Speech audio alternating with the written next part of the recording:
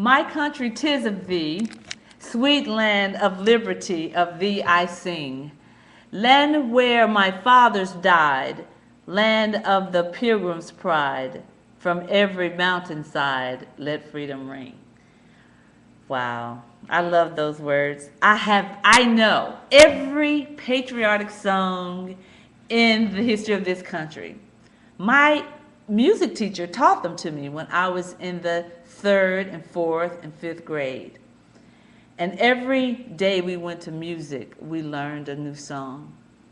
And that song in particular, I think is important to us today because our president, in a speech to our nation and to our nation's children, invited us to think about what we have to offer, what we bring to our country, and invited our children to think about that. That's precious. Invited them to think about how important education is and how important education will be in their lives and in how they contribute to the wealth and growth of our nation. But there's a group of people who said they didn't want the president to tell them, I guess, to speak to their children on behalf. And I heard one man say he didn't, basically it wasn't the president's job or place to ask the children to help him or to help the nation.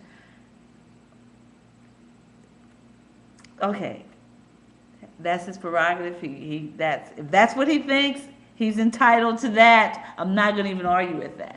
I would just say how very pleased I am that the president is thinking about our children on such a important day in their lives. School, it's about learning, it's about growing, but at the end of the day, it's about contributing back, and in this case, to our nation. So I say, bravo, President Obama.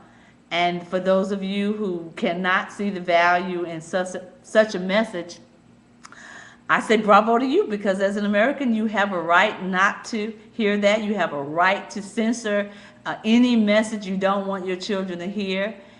And for those of you who took pride and allowed your children to hear the message, I say bravo to you. That's the beauty about being in this country. You could do whatever you want to do, and it's really okay. At the end of the day, you have the freedom to do that, and nobody is going to force you to go along with something that you, at your heart, believe is wrong.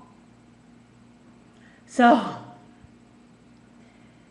for those of you who enjoyed that speech today and allowed the children to hear it, it is my prayer as an American that the children would live up to those words, my country, 'tis of thee. Sweet land of liberty, of thee I sing. Yes, it's a good day in America. This is Dr. Debra Nixon, Diversity and Inclusion Professor, signing off.